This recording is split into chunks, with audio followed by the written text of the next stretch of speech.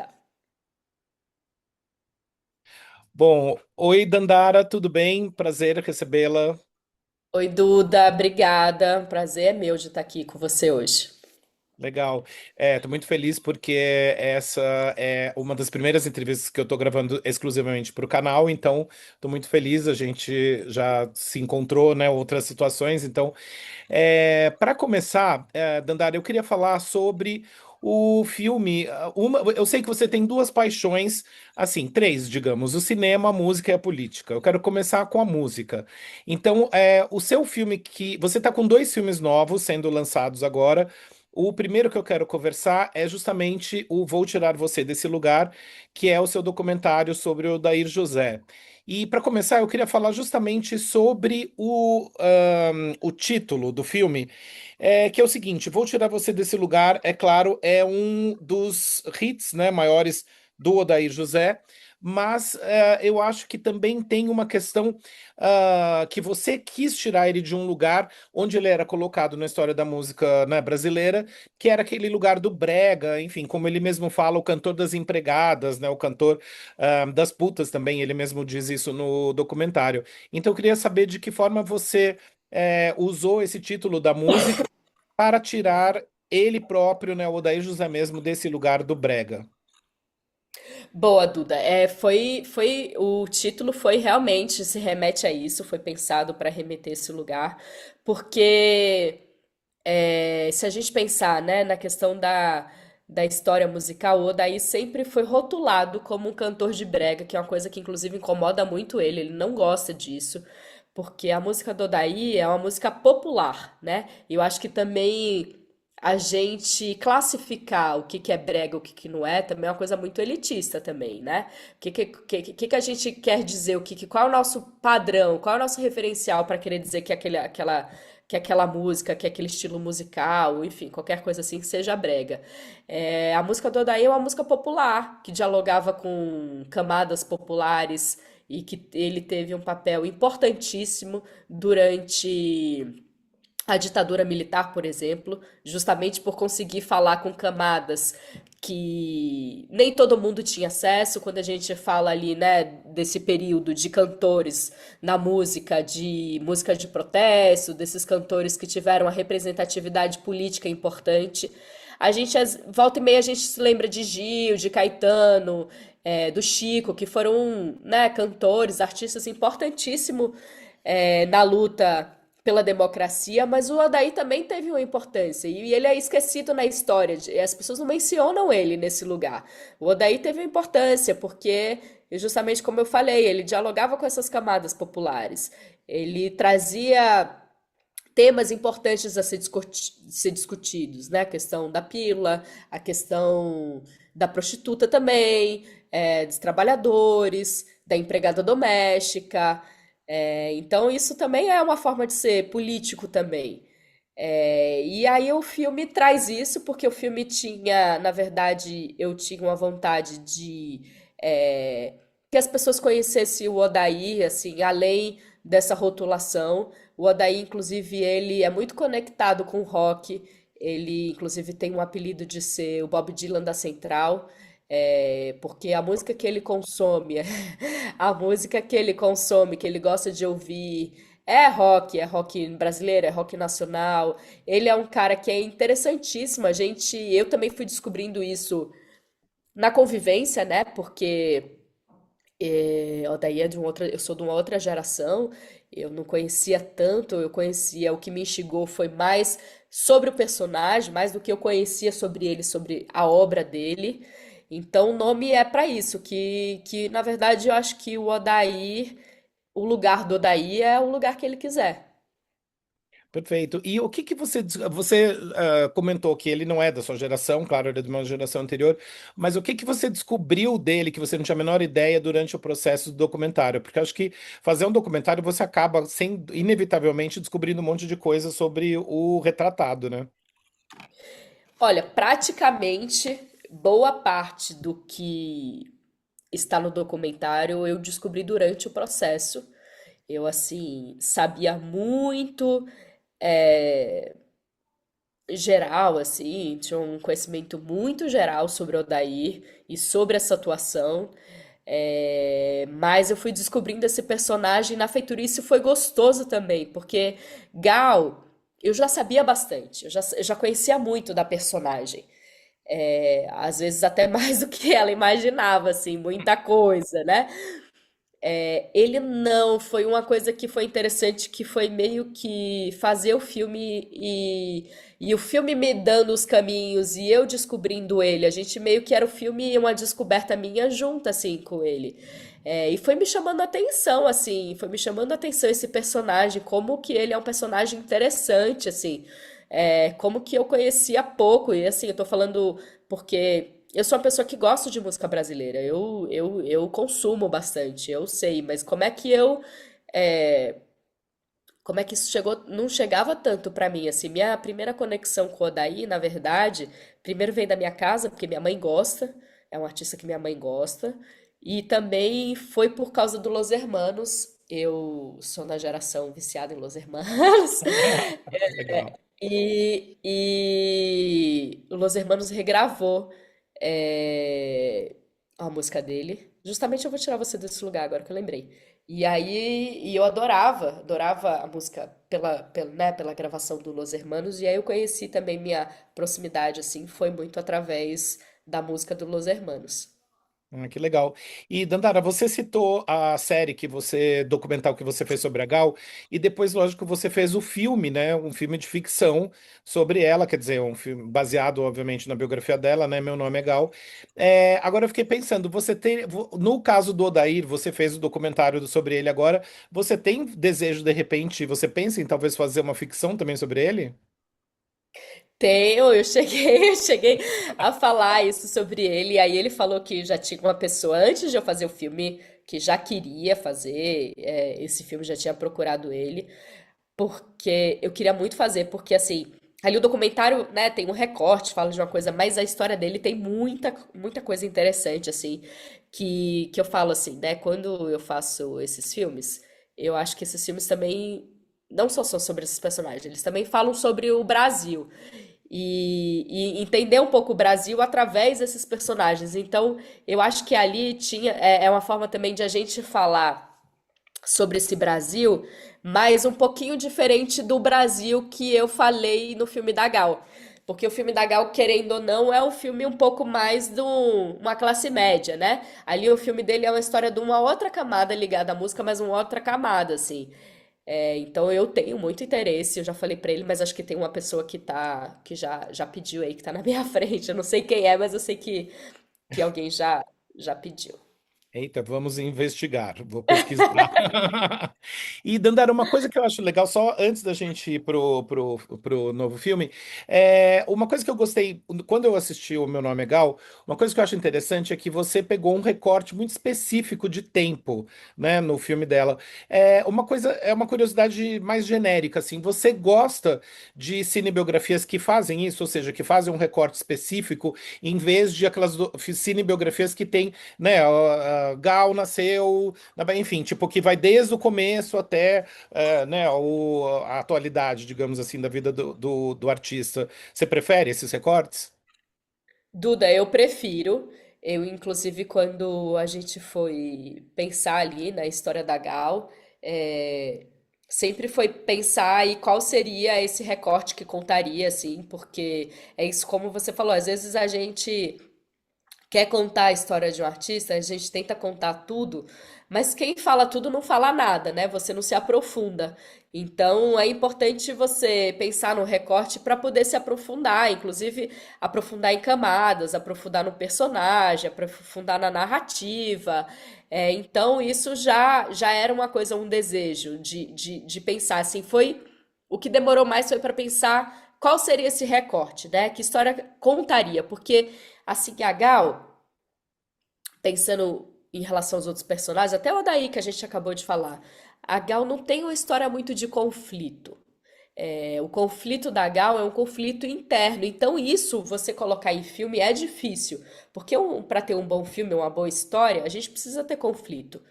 E aí era assim, tinha um desejo, porque eu particularmente adoro né, ali esse período anos 60, 70. Eu sou louca pela Tropicália, né? Eu acho que depois da semana de 22, a Tropicália é uma das coisas mais importantes culturalmente que a gente tem no nosso país, assim. Então eu queria trazer a Tropicália, mas ainda não sabia o que que seria, né? E aí a gente foi descobrindo no decorrer, acho que teve uma coisa muito importante também. Eu sou uma pessoa que trabalha muito através de imagens, né? Eu faço doutorado, e eu tenho uma coisa muito de tentar comunicar. Eu trabalho a comunicação através das imagens. E eu acho que uma das coisas que foi definidora, assim, para pensar nessa história da Gal, esse recorte da Gal, foi uma imagem dela. Tem uma imagem dela logo no começo da carreira, num palco, assim, que é a Gal tem um microfone na frente, e ela totalmente com o corpo fechado, encurvada, parecendo que tinha um distanciamento, tinha o medo desse microfone, né? E aí depois quando você vê essa Gal, esse mesmo corpo no Divino Maravilhoso, já é um outro corpo em transformação. É um corpo solto, é um corpo aberto. Então isso também foi importante também, né? Porque acho que ali o corpo dela era uma forma de comunicação, era uma forma de um conflito também, né? Um conflito interno, né? De como essa mulher, essa cantora, essa menina, enfim, se transformou, como essa artista se transformou muito através do corpo, a transformação interna. Que legal, adorei. E eu, pessoalmente, tenho que dizer que eu adoro documentários, documentários não, desculpa, cinebiografias que têm esse recorte. Eu pessoalmente gosto bastante. Mas, Dandara, no começo da entrevista eu falei que a gente vai falar de três paixões. É cinema, a gente já está falando o tempo inteiro, música, e agora vamos para a política. Você falou que na Gal o conflito dela era interno. Bom, falando em conflito, né, chegamos ao Anatomia do Caos, que é basicamente um filme de conflito, né, eu diria. Só tem o conflito tá lá o tempo inteiro. Só conflito. Só conflito. Eu queria saber o que que fez você querer contar essa história, como a gente recentemente, né, estava num debate e conversamos como foi filmar o inimigo, né, digamos assim. Boa. Aí eu só queria, tipo assim, retomar. Eu, assim, eu acho que eu não vejo esses filmes, na verdade, como uma mudança de assunto. Eu vejo como capítulos diferentes de uma mesma investigação sobre o Brasil, sabe? Eu, eu acho que uma coisa que me interessa são personagens e acontecimentos que ajudam a gente a compreender um pouco do nosso país, né? Então eu acho que Gal, Odair e a própria pandemia ali, CPI, enfim, cada um à sua maneira, claro, né? Eles acabam falando da disputa de narrativa, de liberdade, de memória e também da relação entre cultura e política. Então, talvez o tema mude assim, né? Mas eu acho que na verdade, a pergunta de fundo continua mais ou menos sendo a mesma, né? Que é o que essas histórias revelam sobre quem nós somos como país. Então, quando começa a pandemia, eu tinha um desejo de contar aquela história, né? Foi um momento muito atípico do que a gente estava vivendo. A minha ferramenta, né? De também havia um sentimento de revolta, então acho que a minha ferramenta era uma câmera, né? Era documentar, era contar. Eu não sabia que história que eu contaria, né? Voltando para o nosso assunto de recorte, né? Que eu não consigo falar da pandemia inteira. Mas aí quando o Congresso aprova a CPI, eu senti que ali tinha algo que eu deveria registrar. Eu sabia que ali ia passar por muita informação, tinha uma investigação de curso, e eu senti, minha intuição dizia que eu deveria ir para ali. Eu conversei com uma amiga minha, que é produtora de cinema, que é a Diana Almeida, a gente assistia a CPI ali no começo, eu falei com ela, cara, a gente tem que ir lá filmar. Ela me desautorizou porque ela falou: eu, como produtora, não coloco equipe em Brasília para ir filmar. Na época nem tinha a vacina, mas eu falei: não, eu vou. A gente faz um combinado. Ela fica de casa, acompanhando a CPI. Eu ia ficar muito com a câmera ali, muito mais focada em bastidor. Ainda nem sabia se ia ter filme, se não ia ter filme e que filme seria isso, porque a história estava sendo contada ao mesmo tempo que eu estava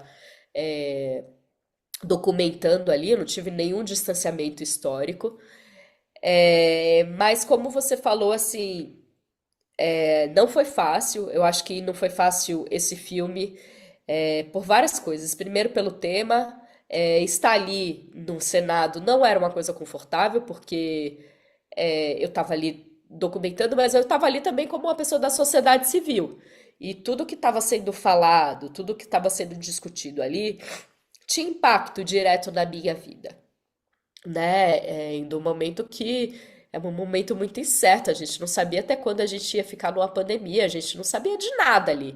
Então, às vezes me dava uma vontade de manifestar, se eu via muito absurdo, se eu via muita coisa, mas eu não podia. Se eu me manifestasse, eu ia ser expulsa dali em 2 minutos, né? Então também eu tinha que ficar quieta, mas era difícil ficar ali.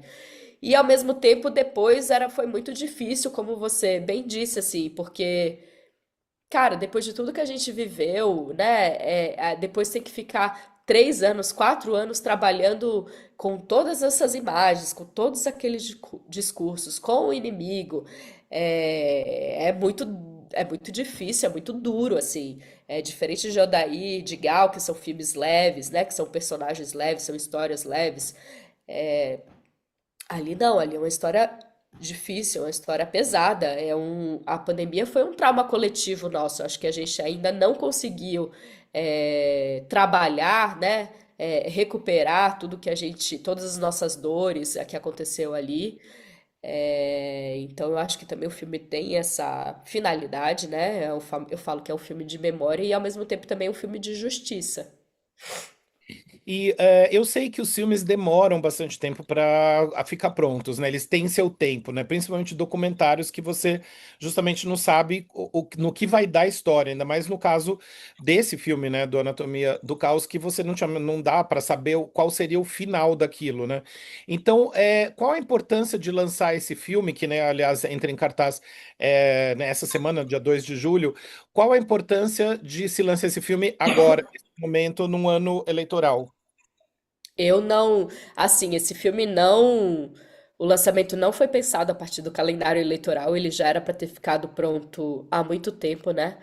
Mas um documentário leva anos para ser realizado, né? Existe um longo processo de pesquisa, de montagem, finalização. Então, eu acho que tudo isso é que determina quando o filme vai ficar pronto.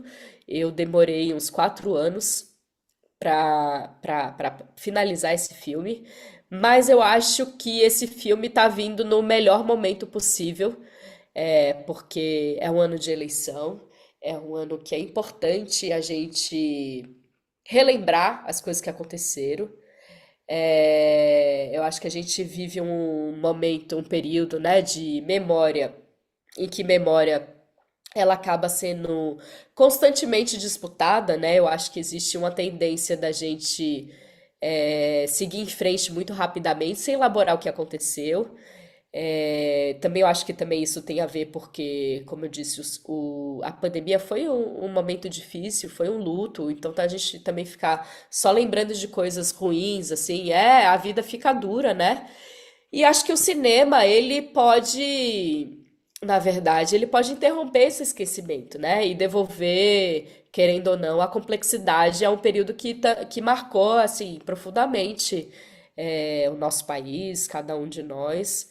Eu espero que esse filme, ele não seja um filme que seja só atual, que ele continue sendo visto daqui a 10, 20, 30 anos, porque eu acho que ele não fala apenas de um momento específico ou de um governo, eu acho que ele fala sobre democracia, sobre responsabilidade, sobre instituições, sobre o valor da vida humana também diante das decisões do Estado. E acho que os contextos políticos mudam, os governos passam, mas as perguntas que o filme faz, eu acho que elas permanecem, né? Então eu acredito que esse seja o papel de um documentário, que seja dialogar com o presente e também sem deixar de construir uma memória para o futuro. E se o filme continuar provocando reflexão quando esse momento histórico já tiver passado, eu acho que ele terá cumprido sua missão. Mas eu espero muito que nesse ano o filme consiga alcançar, né, quanto mais gente possível, que o debate público sobre a pandemia, sobre as coisas que aconteceu e sobre como foi viver aquele momento num governo negacionista, retome, até porque a gente está vivendo num país ainda muito polarizado, e as decisões que vão ser feitas agora são decisões que vão impactar nossas vidas por um bom tempo. Então, eu acho que o filme talvez possa contribuir com esse debate enfim, com as nossas escolhas.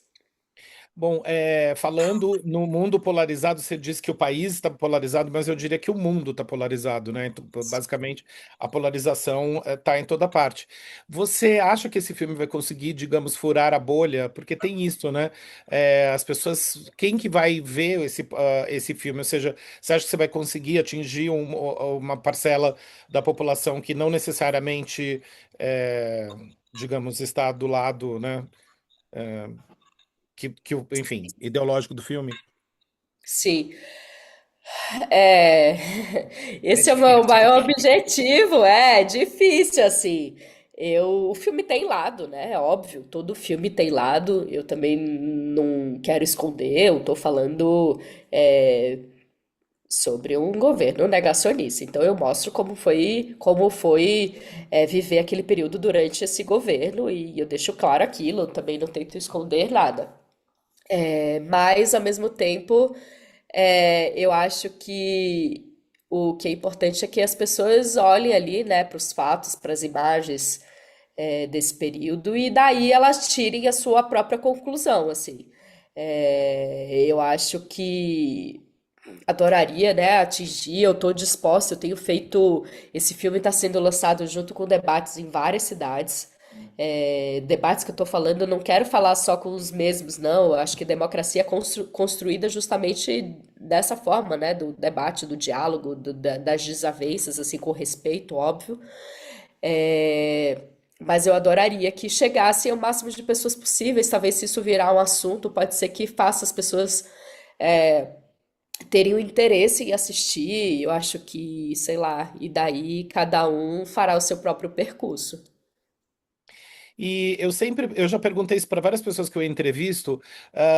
Você é otimista no sentido de, você acredita que o cinema pode mudar realmente a forma de alguém pensar? Isso já aconteceu com você? Por exemplo, você já viu algum filme, que te fez mudar uma forma de pensar sobre algo?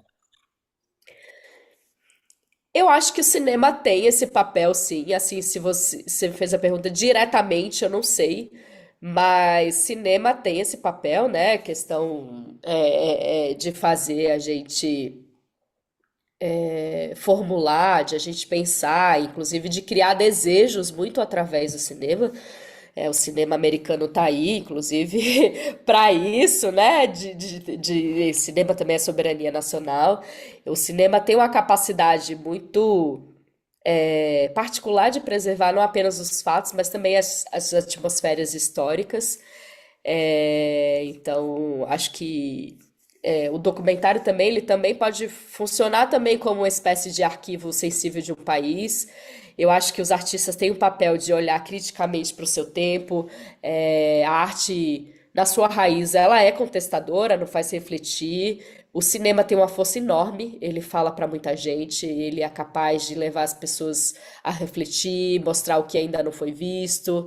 Ele tem uma função social, além de entretenimento, ele também é cultura, ele é educação, enfim.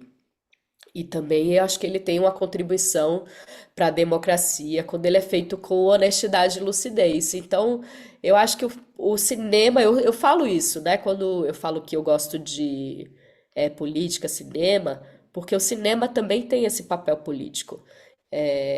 O cinema tem essa responsabilidade, assim, de nos fazer